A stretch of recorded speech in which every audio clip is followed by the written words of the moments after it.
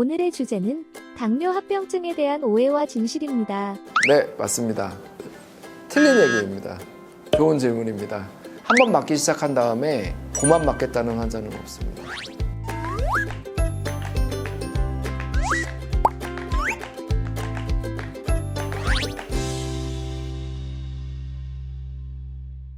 안녕하십니까 시청자 여러분. 저는 메디유 젤레카 의원 조한수 원장입니다. 오늘은 시청자 여러분들이 궁금해하시는 거에 대해서 제가 대답하는 그런 시간을 갖도록 하겠습니다.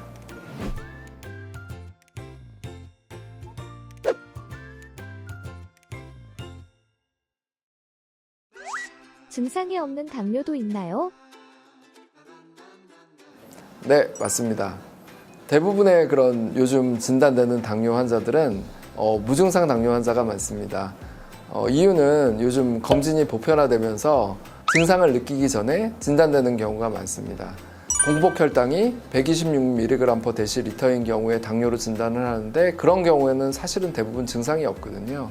근데 요즘에는 증상 없이 여러 가지 그런 검사를 통해서 제가 당뇨가 생긴 것 같아요 라고 검사 결과지를 가지고 오시는 분들이 증상이 있으신 분들보다 훨씬 더 많다고 생각하시면 되겠습니다. 당뇨 환자는 평생 약을 먹으며 살아야 하나요? 네, 좋은 질문입니다. 약을 한번 드시기 시작하면 계속 드셔야 되느냐라고 모든 환자가 물어봅니다. 근데 그거는 사실은 질문이 잘못됐습니다.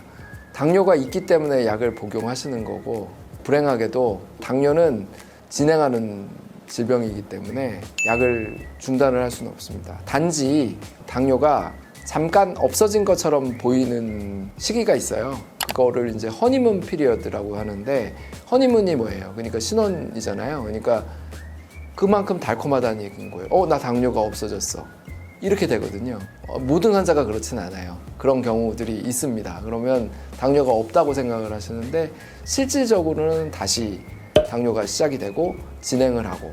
근데 이제 우리가 약제를 지속적으로 복용을 하라고 권유하는 이유가 뭐냐면 당뇨가 진행하는 거를 약제가 막아주기 때문에 약제를 의사의 그런 복약 지시대로 잘 복용하시는 것이 당뇨의 진행도 막고 합병증을 막아주는 가장 좋은 방법이 되겠습니다.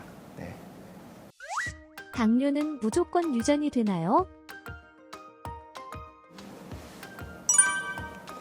그러니까 그런 말씀들 많이 하세요. 환자분들이 와서 우리 집안에 당뇨가 하나도 없는데 내가 무슨 당뇨야 라고 말씀을 하시거든요. 그러면 그 설명을 드리죠. 그러니까 유전적인 요소가 없다는 얘기는 아닙니다만 아까도 말씀드렸듯이 당뇨의 가장 큰 원인은 식생활의 서구화라고 생각하시면 되기 때문에 꼭 유전적인 요소가 강한 건 아니고 스트레스라든가 아니면 운동 부족이라든가 감염도 있겠고 이런 환경 외적인 그런 요소도 당뇨 유발의 요인이 된다고 생각하시면 되겠습니다. 네. 젊은 당뇨 환자가 합병증 걸릴 확률이 높은가요?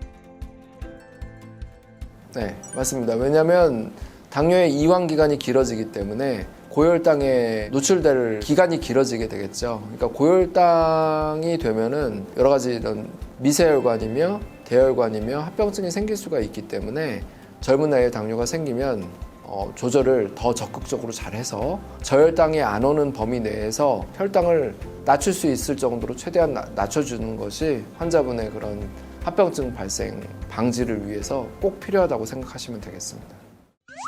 인슐린 주사를 꼭 맞아야 하나요? 인슐린 치료를 권유를 받았다면 그 자체가 경구 약물로는 조절이 안 되는 상태라는 얘기인 거거든요. 그렇다면 인슐린 치료를 적극적으로 받으시는 것이 맞겠습니다. 요즘 인슐린들은 예전하고 좀 틀려서 굉장히 많이 좋아졌거든요.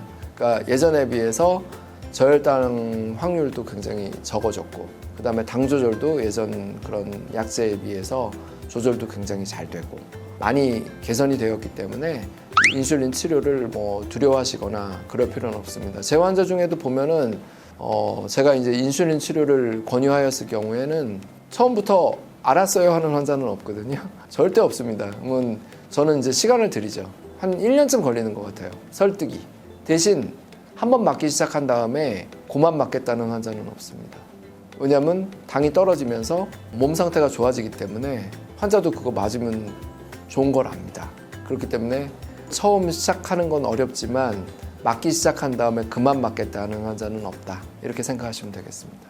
인슐린을 맞기 시작하면 당뇨 치료의 뭐 막장이라든가 맞으면 잘못된다든가 하는 그런 오해들도 많이 있거든요. 근데 사실은 절대 그렇지 않습니다. 그러니까 혈당이 조절이 잘 되는 것이 중요한 거지 어떤 도구를 사용하느냐는 별로 중요하지 않아요. 당뇨에 있어서는 수단과 방법을 가리지 않고 당 조절을 하는 것이 환자를 위한 길이고 또 국민 건강을 위한 길이라고 생각하시면 되겠습니다. 네. 오늘 함께 해주신 조한수 원장님 감사합니다. 영상이 좋으셨다면 구독과 좋아요 부탁드리겠습니다.